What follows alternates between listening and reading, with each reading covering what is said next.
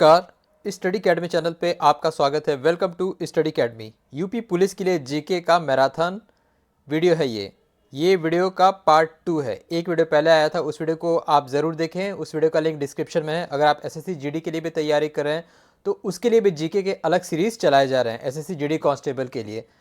और अगर आप चैनल पर पहली बार आए हैं तो किसी भी परीक्षा के लिए, स्टैटिक जीके और करंट अफेयर्स के लिए हमारे चैनल से ज़रूर जुड़िए। तो इसमें हम बात करेंगे जीके जीएस के सवालों के, जो कि आपके यूपी पुलिस के लिए इंपॉर्टेंट है। वीडियो का अंत तक ज़रूर देखिएगा। तो चलिए शुरू करते हैं वीडियो को। UP police GK marathon video set number 2। तो पहला सवाल है, शुरुआत करते हैं पहले सवाल से। किस वर्ष में कांग्रेस ने अपना वार्षिक अधिवेशन आयोजित कर पूर्ण स्वराज का प्रस्ताव पारित किया था? तो किस वर्ष में पूर्ण स्वराज का प्रस्ताव पारित किया था उस वार्षिक अधिवेशन के बाद? इसका सही जवाब होगा ऑप्शन ए, 1929 के जो कांग्रेस का अधिवेशन हुआ था। 1929 का कहाँ हुआ था?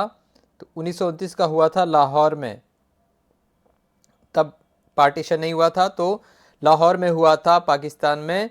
तो लाहौर में 1929 का जो अधिवेशन हुआ था, जिसकी अध्यक्षता किसने की थी? जवाहरलाल नेहरू। जवाहरलाल नेहरू ने की थी अध्यक्षता कांग्रेस अधिवेशन की। तो 1929 के बाद ही पूर्ण स्वराज का प्रस्ताव पारित किया था जवाहरलाल नेहरू की अध्यक्षता में। और उसी समय लाहौर में रवि नदी के तट पर भारतीय ध्वज फहराया गया था जवाहरलाल नेहरू के द्वारा। तो 1929 का वो था लाहौर अधिवेशन, जिसके बाद वार्षिक अधिवेशन के बाद पूर्ण स्वराज का प्रस्ताव पारित किया गया था। कांग्रेस अधिवेशन का एक वीडियो है इस चैनल पे, उसे आप जरूर देखें। इंडियन पॉलिटी का एक प्लेलिस्ट है, सभी टॉपिक का प्लेलिस्ट है। Polity, GK, science, geography, history, सभी का एक प्लेलिस्ट है। उन सारे वीडियोस को आप जरूर देखें। नेक्स्ट है, किसने चांदी के टांका और तांबे के जीतल सल्तनत काल में सिक्के पेश किए थे? इसका सही जवाब होगा ऑप्शन बी, इल्तुतमिश। तो इल्तुतमिश जो कि गुलाम वंश के समय संस्थापक ये था, शासक था। 1211 से 1236 तक इसने शासन किया। तो इल्तुतमिश के काल में चांदी के टांका और तांबे के जीतल जो सिक्के पेश किए गए। और भारत में जो शुद्ध अरबी सिक्के शुरू करने वाला भी पहला शासक था इल्तुतमिश। दिल्ली सल्तनत के भी जो भी हैं इंपॉर्टेंट क्वेश्चन, उसको भी मैंने अपलोड किया है इस चैनल पे। नेक्स्ट है, इंटरपोल का मुख्यालय कहाँ है? इंटरपोल का मुख्यालय कहाँ है? इसका सही जवाब होगा ऑप्शन सी, लियोन। लियोन कहाँ है? फ्रांस में। तो फ्रांस में है इंटरपोल का मुख्यालय। इंटरपोल क्या है? International criminal police organisation. इसकी स्थापना हुई थी कब? 1923 में। 1923 में इसकी स्थापना हुई थी इंटरपोल की। और इसके प्रेसिडेंट कौन है? अध्यक्ष अहमद नसीर अल सीसी। अहमद नसीर अल सीसी ये इसके प्रेसिडेंट है। भारत कब इंटरपोल को ज्वाइन किया था? 1949 में। तो ये वैश्विक संगठन है, इंटरनेशनल क्रिमिनल और पुलिस ऑर्गेनाइजेशन, जिसका हेडक्वार्टर है फ्रांस के लियोन में। नेक्स्ट है, फ्लेवी वायरस द्वारा मनुष्य में कौन सा रोग फैलता है जो मस्तिष्क में सूजन पैदा करता है? इसका सही जवाब होगा ऑप्शन डी, जापानी इंसेफ्लाइटिस। जापानी इंसेफ्लाइटिस जो कि ब्रेन में इन्फेक्शन करता है, हेडेक, वॉमिटिंग, फीवर, इसका ये है सिम्टम। और ये किसके द्वारा होता है? फ्लेवी वायरस फैमिली, जो कि आरएनए वायरस है। फ्लेवी वायरस ये करता है जापानी इंसेफ्लाइटिस। नेक्स्ट है, जनगणना 2011 के अनुसार भारत में तीसरा सबसे ज़्यादा जनसंख्या वाला राज्य कौन सा है? तीसरा पूछ रहा सवाल। इसका सही जवाब होगा ऑप्शन बी, बिहार। सर्वश्रेष्ठ मतलब सबसे ज़्यादा कौन है? यूपी है नंबर 1 पे, महाराष्ट्र है, महाराष्ट्र है नंबर 2 पे, ठीक है। और तीसरे नंबर पे है बिहार। बिहार में जो सेक्स रेशियो है वो कितना है? 918। तो तीसरा सबसे ज़्यादा जनसंख्या वाला राज्य कौन सा है? बिहार। लेकिन अगर बात करें जनसंख्या घनत्व, वो सबसे ज़्यादा है बिहार में। जनसंख्या घनत्व आपको बताना है, कमेंट में आप जरूर बताएं बिहार का जनसंख्या घनत्व। नेक्स्ट है, ओजोन परत किस वायुमंडलीय स्तर में स्थित है? ओजोन लेयर है किस एटमॉस्फेरिक लेयर में स्थित है? इसका सही जवाब होगा ऑप्शन सी, समताप मंडल, यानी कि स्ट्रेटोस्फेयर। स्ट्रेटोस्फेयर सबसे नीचे क्या रहता है? ट्रोपोस्फेयर, उसके बाद स्ट्रेटोस्फेयर यानी कि ताप के बाद समताप, मेसोस्फेयर मध्यमंडल, आयोनोस्फेयर उसके बाहर तो ये चारों रहते हैं एटमॉस्फेयर के, जो कि वायुमंडल के परत। तो जो स्ट्रेटोस्फेयर यानी कि समताप मंडल, ये 10 से 50 किलोमीटर की ऊंचाई से वैरी करता है। और ओजोन परत का जो ये हुआ था, ओजोन परत जो खराब हो रहा था, विनाश हो रहा था, उसके लिए 1997 में मॉन्ट्रियल प्रोटोकॉल हुआ था। मॉन्ट्रियल प्रोटोकॉल हुआ था ओजोन के लिए, ओजोन डिप्लेशन जो हो रहा था उसको अफेक्ट हो रहा था क्लोरोफ्लोरोकार्बन के तहत। सीएफसी गैस है जिसको ओजोन परत को नष्ट करता है, तो सीएफसी क्लोरोफ्लोरोकार्बन, और इसी ओजोन के लिए 1997 में मॉन्ट्रियल प्रोटोकॉल हुआ था। नेक्स्ट है, राष्ट्रीय एकता दिवस किसकी जयंती पर मनाया जाता है? इसका सही जवाब होगा ऑप्शन डी, सरदार वल्लभ भाई पटेल। कब होता है? 31 अक्टूबर। 31 अक्टूबर को इनका जन्म हुआ था। सरदार वल्लभ भाई पटेल का 1875 में कहाँ हुआ था? नांदियाड में, गुजरात के नांदियाड में। तो 2014 से इसको मनाया जा रहा है राष्ट्रीय एकता दिवस, national unity day. Atal Bihari Vajpayee ji के जन्म पे क्या मनाया जाता है? 25 दिसंबर को राष्ट्रीय सुशासन दिवस।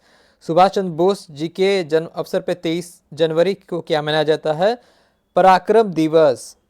ठीक है, तो सरदार वल्लभ भाई पटेल जो कि बोरदोली सत्याग्रह से ताल्लुक रखते थे, उसके बाद ही इनको सरदार का, मतलब महिलाओं ने सरदार का ये उपाधि दिया था सरदार वल्लभ भाई पटेल को, जो कि भारत के पहले गृह मंत्री और पहले उप प्रधानमंत्री भी रहे थे। नेक्स्ट है, निम्न में से कौन सा प्रावधान संविधान भाग सही सुमेलित नहीं, यानी कि मैच नहीं है?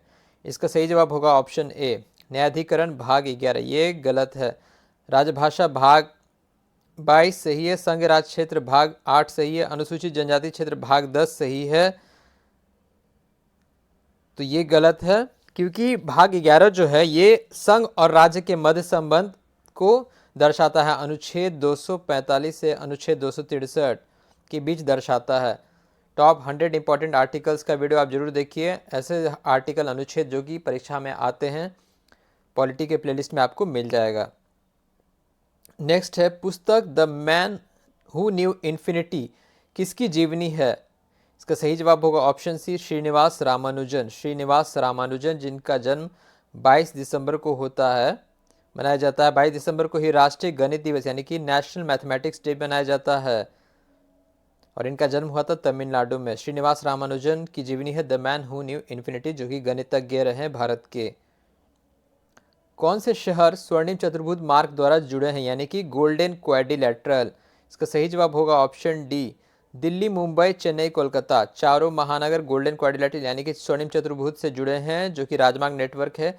भारत सरकार ने इसकी शुरुआत की थी 2001 में, पूर्ण हुआ था ये 2012 में, और इसकी कुल लंबाई है 5846 किलोमीटर। स्वर्णिम चतुर्भुज यानी कि गोल्डन क्वाड्रिलेटरल, दिल्ली से चेन्नई, कोलकाता से मुंबई, ये चारों ऐसे जुड़ा हुआ है क्वाड्रिलेटरल के फॉर्म में। नेक्स्ट है, प्रोटीन के संश्लेषण में इस आवश्यक तत्व का उपयोग किया जाता है। इसका सही जवाब होगा ऑप्शन ए, नाइट्रोजन। और नाइट्रोजन का ही उपयोग किया जाता है। नाइट्रोजन एमिनो एसिड जो कि प्रोटीन का घटक है, इसको तोड़ने के काम आता है नाइट्रोजन के द्वारा। नाइट्रोजन जो कि एटमॉस्फेयर में कितना प्रतिशत है? हवाओं में 78%। उसके बाद आता है ऑक्सीजन 21%। तो नाइट्रोजन प्रोटीन के संश्लेषण में आवश्यक तत्व है।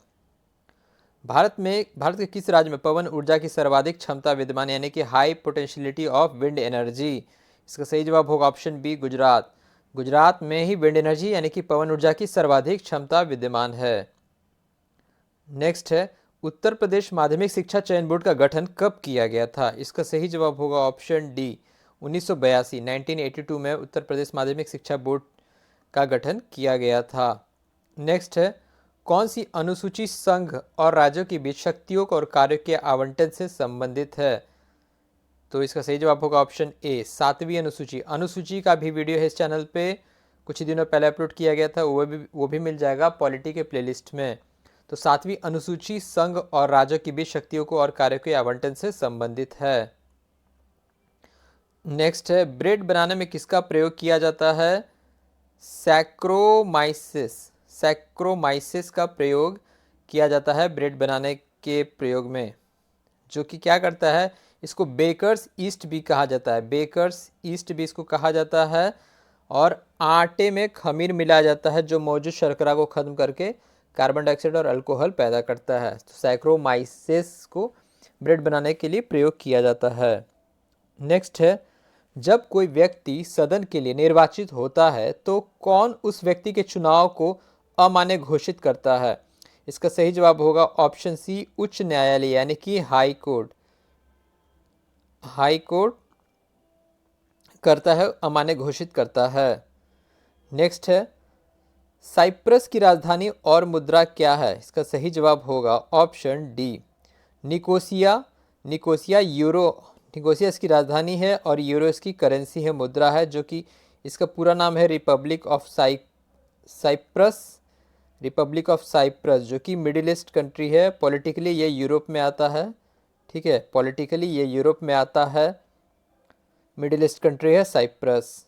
नेक्स्ट है, चंद्रगुप्त द्वितीय के दरबार के कौन नवरत्न में से किसने मंत्रशास्त्र लिखा था? मंत्रशास्त्र किसने लिखा था? इसका सही जवाब होगा ऑप्शन सी, वेताल भट्ट। वेताल भट्ट ने लिखा था। नेक्स्ट है, उत्तर प्रदेश में कुल कितने विधानसभा सीटें हैं? इसका सही जवाब होगा ऑप्शन बी, उत्तर प्रदेश में कुल 403 विधानसभा सीटें हैं। 403 विधानसभा सीटें हैं उत्तर प्रदेश में।